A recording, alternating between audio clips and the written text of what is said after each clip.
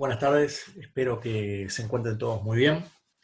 Estamos en esta instancia debutando por mi parte con esta aplicación de Zoom y bueno, esta particular forma de comunicarnos y de dar las clases. Espero que estén todos muy bien, especialmente de salud y que estén tomando los recaudos y las previsiones que corresponden. A los efectos de tratar de salir de esto de la mejor forma y lo antes posible. En la clase de hoy, la idea es de alguna forma continuar con lo que tiene que ver con la temática del salario y específicamente lo iniciado anteriormente por la doctora Camila Argain en la clase anterior, específicamente referente a la protección del salario. Con Camila pudieron ver básicamente distintas facetas o distintas eh, partes que tienen que ver con la protección del salario. Y hoy vamos a ver otra faceta muy importante o tan importante como las anteriores seguramente, pero que en este caso particular o en este año en particular y en virtud de estas circunstancias en particular, creo que puede llegar a tener mayor importancia la temática que vamos a ver hoy de la que tal vez en los años anteriores o anteriormente podía haber tenido. En efecto, hoy vamos a ver la temática o la faceta de protección del salario con respecto a las situaciones de insolvencia del empleador. Es decir, cuando la empresa, cuando el empleador entra en estado de insolvencia, lo que habitualmente, de alguna forma, genéricamente y para manejarlo prontamente, entra en situación de alguna forma de concurso. Y bueno, ¿qué ocurre en ese caso en el ámbito laboral? Si bien es un tema que inicialmente parece ser o parecería ser un tema comercial, en realidad en los hechos tiene esa problemática, esa cuestión, muchísima incidencia en el ámbito laboral. Tiene mucha importancia para el trabajador. Ya no solo por la cuestión del salario, no solamente por la importancia, que obviamente la vamos a reseñar en este caso, la importancia que tiene el salario para el trabajador como para los familiares del trabajador, sino también, y lo estamos viendo ahora, específicamente reflejado en esta situación de emergencia sanitaria provocada por la pandemia de COVID-19, lo estamos viendo específicamente en lo que tiene que ver con la protección del empleo en sí mismo, que si bien es una cuestión que de alguna forma no está tan vinculada a la protección del salario en sí misma, naturalmente es lo que permite la existencia del salario y lo que habilita las correspondientes protecciones, ya que naturalmente sin empleo no existiría el salario. Y de alguna forma, la ley que reguló en nuestro país el proceso concursal para las empresas, la ley 18.387, naturalmente, y por suerte de alguna forma, no solamente que reguló específicamente ciertos institutos que habilitan a proteger el salario, sino que también, especialmente, tuvo o estableció ciertas previsiones respecto a la protección del empleo, o por lo menos establecer ciertas reglas de continuidad de la relación de trabajo. Lo cual, y hoy creo que lo estamos viendo, y perdonen que vuelvo a insistir con la circunstancia actual, pero realmente para esta clase ha sido un ejemplo, o puede ser un ejemplo muy interesante para visualizar la importancia del problema. la importancia del tema. En este caso, puntualmente, está siendo uno de los temas principales. De hecho, bueno, habrán visto en la prensa o escuchado la creación de distintas coberturas de seguridad social o la ampliación de distintas coberturas de seguridad social o apelar a distintas coberturas de seguridad social, como por ejemplo el seguro de paro, para proteger justamente el empleo. Y acá, de alguna forma, con esta ley del proceso concursal, ya cuando la empresa naturalmente entró en crisis, la protección del empleo también está como uno de los pilares, como uno de los principios rectores de esta ley en algún aspecto. ¿Eh? Comenzando en sí, de alguna forma, decíamos, y tenemos que enmarcar un poco la temática que vamos a ver en esta clase, en la ley 18.387, la ley que de alguna forma regula el proceso concursal, que regula de alguna forma la protección del salario del empleador frente a las situaciones de insolvencia patronal, pero es una ley que podría, que tal vez de alguna forma, podría caracterizársela como una ley que regula mucho más allá que la protección del salario. Incluso cuando a esta clase, de alguna forma, y ustedes lo vieron en el esquema de las clases que íbamos a ir dictando al principio del curso, vieron que le pusimos protección del salario frente a la insolvencia del empleador, pero en realidad el título de la clase de alguna forma quedó un poco corto, porque en realidad, en este caso, ya no solo es la protección del salario, lo que regula la ley 18.387, sino que también regula básicamente el empleo y la protección principalmente del empleo y los vínculos laborales. De alguna forma, el título de la clase quedó un poquito corto porque va más allá esta protección. No solamente la protección del salario, sino la protección del trabajo y los vínculos laborales, como también, ya no solo del salario, vamos a ver que refiere a otros créditos, a créditos laborales, dice la ley, protegidos naturalmente en situaciones de concurso. Para entrar un poco ya en el tema, la importancia, naturalmente, de la protección del salario, ya aquí hablando en forma general y tal vez haciendo una especie de repaso para adentrarnos en el tema de hoy, haciendo una especie de repaso de lo que Camila ya nos venía dando en la clase anterior. Naturalmente que la importancia de la protección del salario desde las primeras obras de los laboralistas clásicos en nuestro país, por ejemplo de Ferrari, ya se vislumbraba. En efecto, el carácter alimentario del salario subsume uno de los principales valores a proteger en este caso, que es la tutela de la percepción del crédito. Es decir, para el trabajador, el no percibir el salario no afecta solamente el no percibir un crédito o una determinada suma de dinero, sino que afecta naturalmente la posibilidad de sobrevivencia en muchos casos. De allí el carácter alimentario del salario que ya vieron con Mario Garmendia en la clase de salario.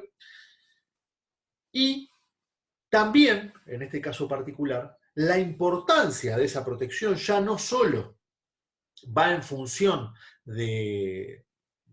daño que se le puede provocar al trabajador en sí, sino también a la familia del trabajador. Es decir, la importancia alimentaria del salario, en este caso en particular, no se da solamente respecto de los alimentos de los cuales puede quedar privado el trabajador, sino también los familiares del trabajador. Y como vimos, la protección del salario puede darse o puede tener distintas, y tiene de alguna forma, conforme se fue dando la regulación nacional e internacional, tiene distintas facetas. Algunas, la gran mayoría, ya las vimos con Camila en la clase anterior, y otra la vamos a ver en la clase de hoy. Y otras, de alguna forma, que no se mencionan clásicamente como formas de protección del salario, pero que de alguna forma, lo vamos a ir viendo en clases posteriores, por ejemplo, cuando veamos licencias, cuando veamos alguna prestación de seguridad social, también son formas de proteger el salario. No tan directas como estas que específicamente hemos visto en la clase anterior y en esta clase, pero son formas también de proteger el salario. Dentro de estas facetas, recordando y haciendo el repaso con lo que mencionaba Camila, tenemos la protección del salario frente al empleador, específicamente en lo que regula básicamente el tiempo, la forma en que debe pagarse, en qué momento debe pagarse el salario, en qué condiciones, en qué oportunidad debe pagarse el salario, dependiendo el tipo de relación de trabajo que se tenga, como también, fundamentalmente, qué descuentos se pueden realizar al salario por parte del empleador. También tenemos la protección del salario frente a los acreedores del trabajador, regulado ampliamente por el Convenio Internacional de Trabajo número 95, donde, si bien, y en nuestro país está regulado de esa manera, si bien no se prohíbe que existan embargos y retenciones al salario, si bien eso no está prohibido, sí podemos decir de que hay ciertos límites para que esas situaciones puedan llegar a afectar el salario. En este caso, también lo que tiene que ver con la protección del salario frente a los acreedores del trabajador. Naturalmente, fundamentalmente, esta protección tiende a buscar, de alguna forma, la inembargabilidad e incedibilidad del salario con ciertos límites o con unas cuantas excepciones que a texto expreso y legal deben existir. También, clásicamente, y lo vimos con Camila, existe la protección del salario o la faceta de protección del salario frente a ciertos familiares del trabajador, específicamente o generalmente vinculado a la protección de la disponibilidad del salario por parte de los menores de edad, en lo que tiene que ver con el denominado peculio profesional. También tenemos, y que a veces no lo vemos tan vinculado a la protección del salario o dentro de las clases de protección del salario, otras formas de protección del salario que se dan por básicamente motivos especiales. Por ejemplo, la protección del salario en las situaciones en el uso de determinadas licencias especiales. Por ejemplo, los delegados obreros de los consejos de salarios, por ejemplo, la licencia por donación de sangre, la licencia por o el pago del trabajador aunque no haya ido a trabajar porque tuvo que comparecer, por ejemplo, en un juicio, la licencia o el día de licencia anual por exámenes genitomamarios, regulados, establecidos expresamente por ley, de alguna forma son ciertas previsiones o ciertos beneficios que la normativa laboral da, que por alguna razón, no lo vinculamos estrictamente a una protección del salario, pero que de alguna forma son normas que están garantizando, que están protegiendo, que están habilitando, aún no trabajando en esos casos, justamente cobrar el salario íntegramente. Y bueno, y la faceta que en la clase de hoy nos tocaría ver es la faceta de protección del salario frente a la insolvencia patronal. También mencionada o regulada internacionalmente por el Convenio Internacional de Trabajo número 95, en cuyo artículo 11 establece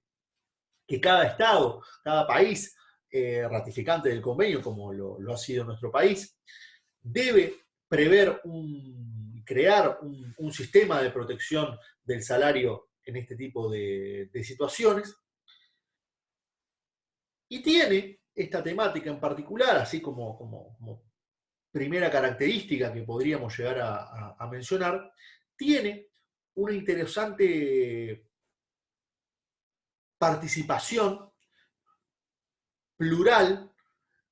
en cuanto a las ramas de derecho que inciden en esta protección. ¿Por qué? Porque naturalmente, y ustedes, los que hayan cursado, yo supongo que todos, derecho comercial, han tenido y han visto seguramente el proceso concursal. Seguramente, hasta tal vez un poco por arriba, pero deben haber visto lo que tiene que ver con la protección de los créditos laborales en situaciones de concurso. Y en este caso, este tema nos plantea claramente la multidisciplinariedad. Es decir, tenemos por un lado la participación del derecho comercial en lo que es la regulación del proceso concursal y cómo, bueno, va a salir la empresa de esta situación. Y por otro lado, tenemos la preocupación, por llamarlo de alguna manera, o la ocupación del derecho del trabajo en incidir en ese proceso concursal, en ese proceso comercial, por llamarlo de alguna manera, en proteger a los trabajadores que de alguna forma también son un activo, por llamarlo de alguna manera, de la empresa. O sea, ¿qué pasa con esos trabajadores visto de las distintas facetas que puede verse? Porque el trabajador también, desde el punto de vista, y lo vamos a mencionar en el desarrollo de la clase, tiene, de alguna forma, es visto en el plano comercial como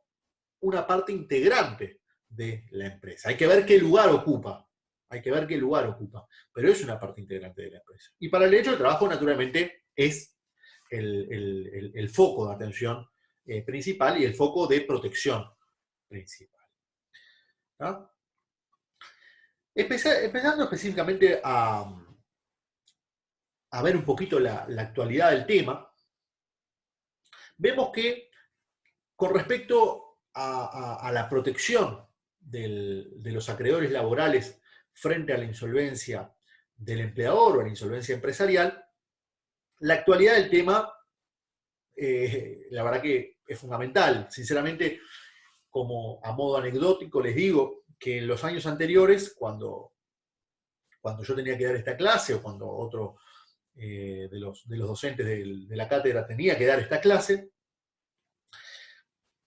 como todo tema, para mostrar su importancia, uno trata de ilustrar con algunos ejemplos. Por ejemplo, en años anteriores yo me planteaba lo que era la crisis mundial del año 2008, la crisis que vivió nuestro país naturalmente del año 2002, o también, por ejemplo, crisis regionales, cierres de empresas en determinadas localidades, donde esas localidades, esos lugares a veces del interior del país, generan obviamente situaciones de crisis en la localidad, porque tal vez es la fábrica más importante o la empresa más importante del lugar y la que más trabajadores ocupa, y bueno, naturalmente el cierre de ese lugar ya no solo genera un problema para el trabajador, ya no solo genera un problema para la familia del trabajador, sino que genera un problema para la localidad, un problema para esa ciudad, para ese pueblo. Por tanto, los mecanismos de cobro, los mecanismos de obtención de los créditos laborales que esos trabajadores pudieran tener derecho y pudieran haber generado durante la relación laboral son fundamentales. Y allí es que, por ejemplo, mencionaba como ejemplo en Juan Lacase, la situación de Fanapel, cuando se había dado bueno, la crisis y cierre de esa emblemática empresa de esa ciudad, por poner uno de los tantos ejemplos que se pueden poner en nuestro país, naturalmente eso fue un golpe muy importante para Juan Lacase, ya no solo para los trabajadores, ni que hablar que son los primeros afectados y los más afectados y sus familiares, sino también para la localidad. Pero hoy por hoy, el ejemplo, lamentablemente, lo tenemos en el día a día, lo tenemos en esta situación mundial, regional y nacional que se está viviendo y que se va a vivir lamentablemente en los próximos meses con, bueno, la posibilidad de que algunas empresas no puedan resistir este embate provocado por el COVID-19 o los efectos del COVID-19 específicamente en la economía y en la actividad económica. Y naturalmente, aquí es donde los mecanismos de protección, que ya muchísimos se han desplegado, los más urgentes se han desplegado y otros se han creado, otros seguramente van a tener muchísima importancia y muchísima incidencia en los próximos meses. Y dentro de esos mecanismos de protección, en este caso específicamente de protección del salario, ni que hablar que tenemos que incluir lo que es la protección establecida en la ley del proceso concursal, en aquellas situaciones de aquellas empresas que no tengan otra alternativa que entrar en concurso, ya sea voluntario o ya sea concurso necesario. Y específicamente también, y que tiene estricta vinculación con este tema, lo vamos a ver sobre el final de esta clase, lo que tiene que ver con una protección que recientemente se ha regulado en nuestro país, que son las garantías o los fondos de garantía salarial. Específicamente se creó un fondo de garantía de créditos laborales en nuestro país, que tiene estricta vinculación con el proceso concursal y que tiene muchísima importancia y que seguramente va a ser una prestación de seguridad social que pueda llegar a escucharse en breve, rápidamente, la importancia que va a tener. Dentro de la importancia, debemos decir que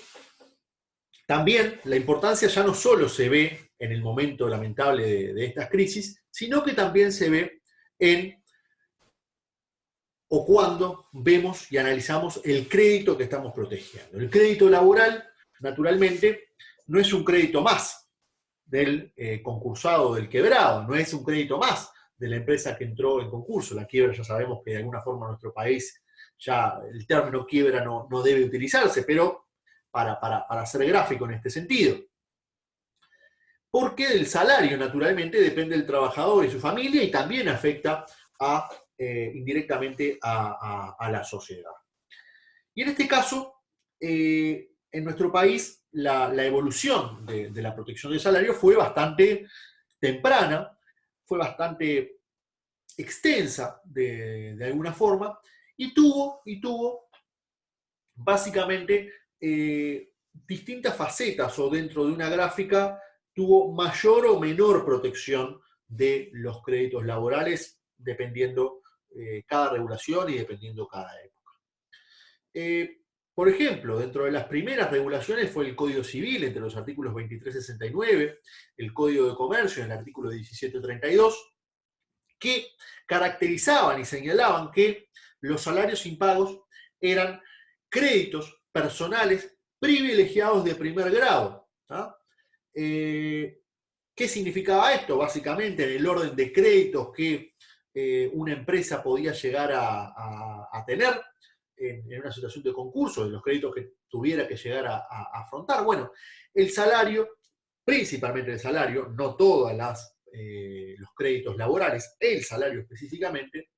de alguna forma estaba en un orden de prioridad para el cobro de cuarto lugar. Es decir, tenía un grado, el salario específicamente, un grado de prioridad relativamente importante. Los demás créditos ya no, ese grado de protección no lo tenían. Sí, al igual que ese crédito, que es el salario específicamente, habían otros créditos similares, como eran básicamente los créditos de las cajas de jubilaciones o los créditos derivados o que tuviera el Banco de Seguros del Estado referente al seguro de accidentes de trabajo, estaban más o menos en el mismo orden de prioridad que el salario. ¿No? Naturalmente que en el primer orden siempre iban a estar, o lamentablemente de alguna forma estaban antes que el salario, las prendas e hipotecas. Bueno, eso de alguna forma sigue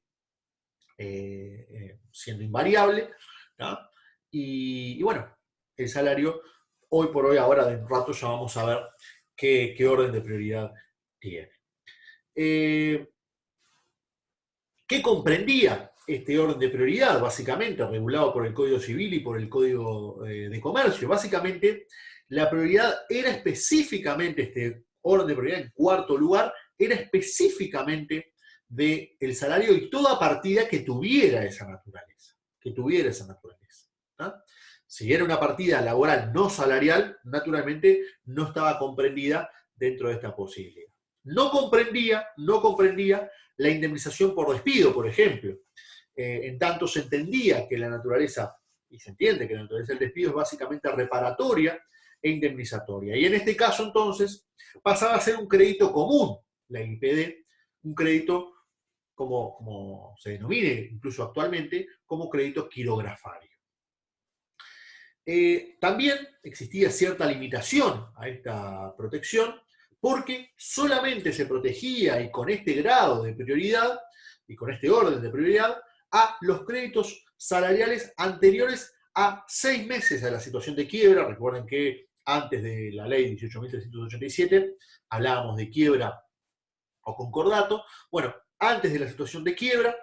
se podían exigir los 6 meses anteriores en créditos salariales que se pudieran tener y tenían ese orden de prioridad. El resto de los créditos, naturalmente, los que fueran anteriores a esos 6 meses, iban a estar en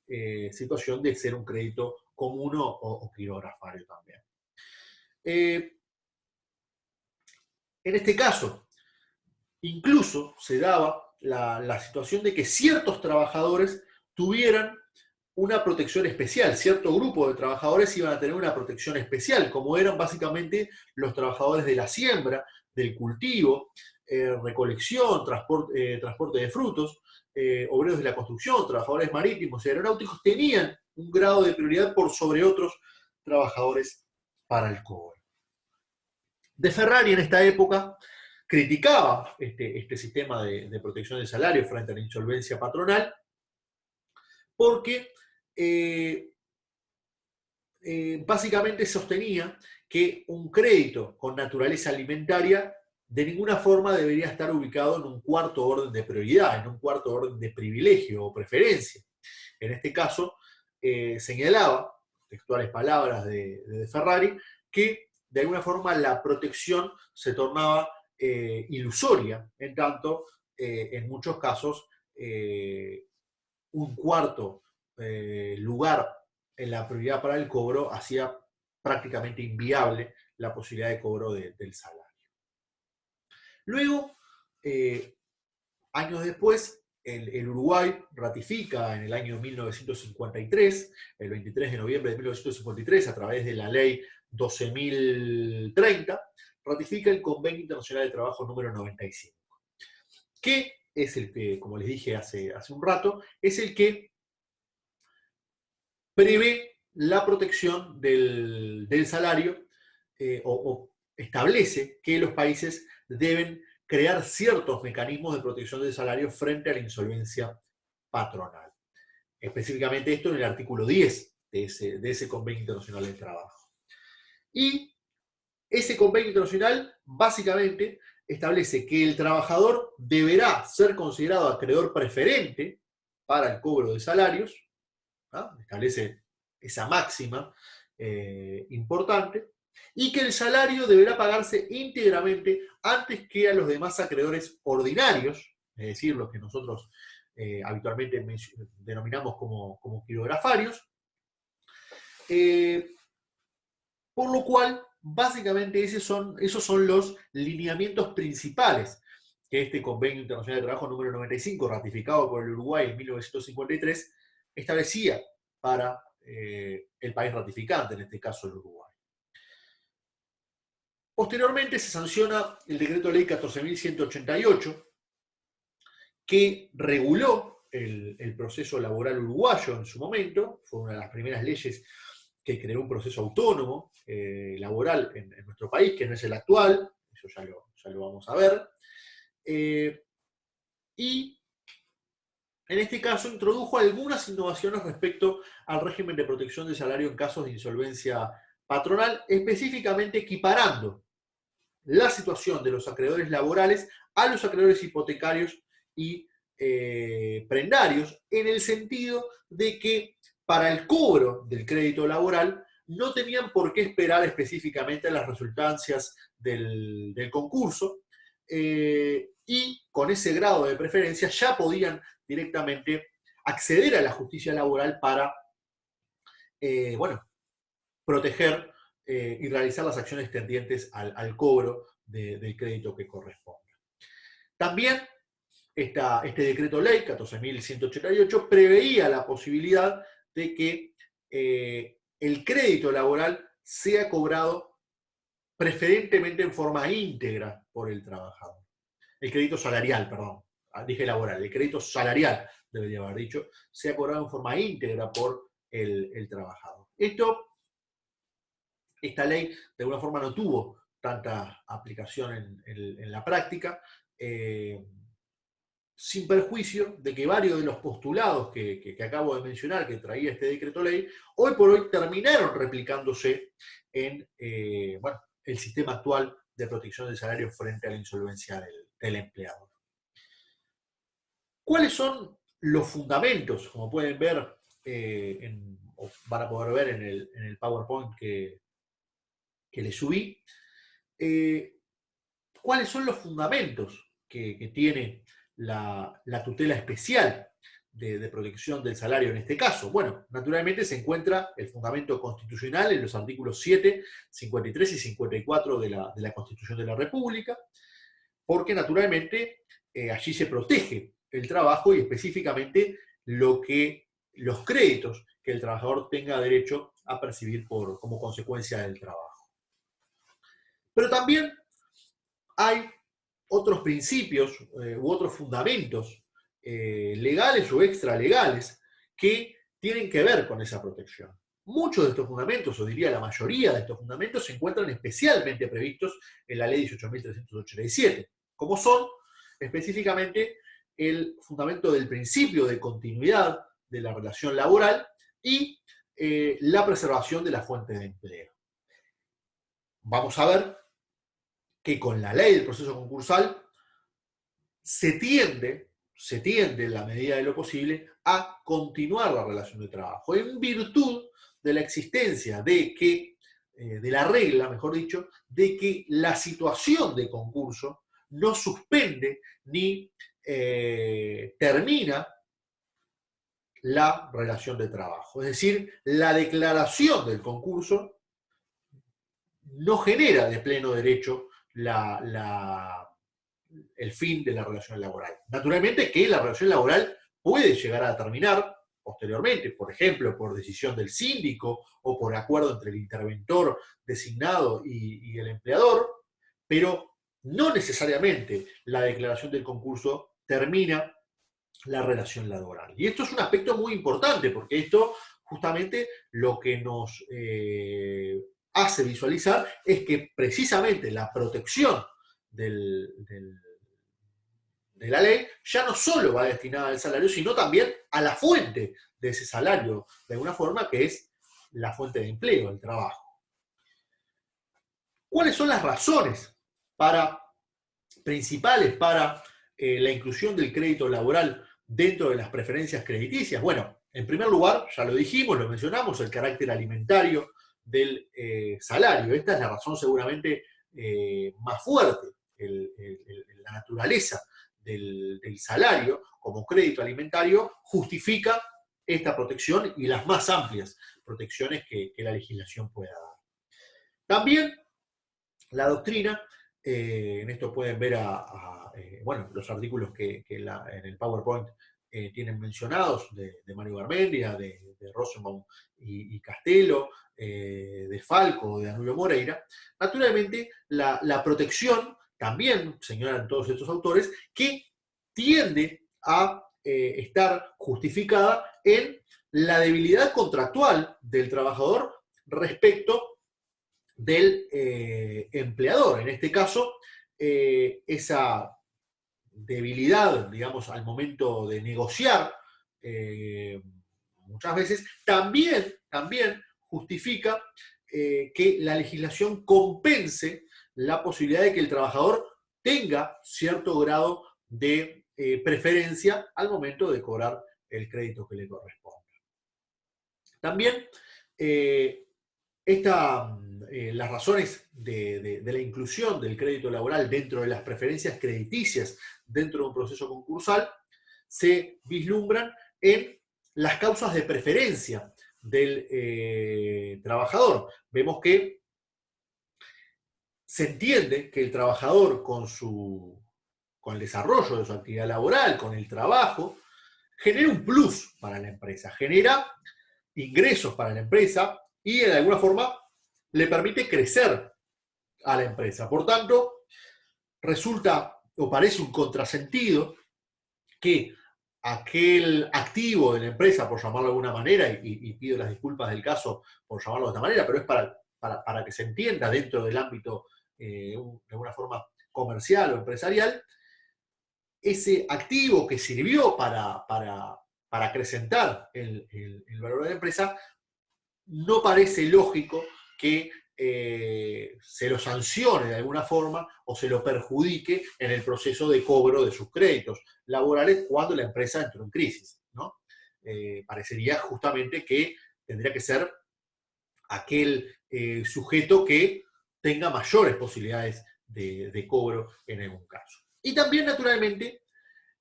el fundamento de esta protección se encuentra en lo que son las concepciones humanistas y principalmente en lo que tiene que ver con la dignificación del trabajo. Justamente, de alguna forma, habiéndose dejado de lado hace mucho tiempo atrás, por suerte, lo que tiene que ver con el trabajo como una mercancía, es decir, esa máxima que por muchos años existió y específicamente derivada seguramente de una concepción deshumanizada del trabajo, de alguna forma la concepción del trabajo como mercancía de la empresa o como bien de intercambio en una empresa, en este caso mutó hacia una concepción que implica básicamente la irrupción de lo social dentro del ámbito mercantil. Es decir, y acá un poco viendo la multidisciplinaridad que hoy hablábamos, el derecho comercial de alguna forma se nutre de esas concepciones humanistas y sociales derivadas del derecho del trabajo que hace que determinados institutos derivados del derecho civil y vistos con la frialdad que en algún aspecto tiene el derecho civil cuando es aplicado al derecho del trabajo, en este caso, estas concepciones han flexibilizado esa noción del trabajo como mercancía. Y esto es muy importante.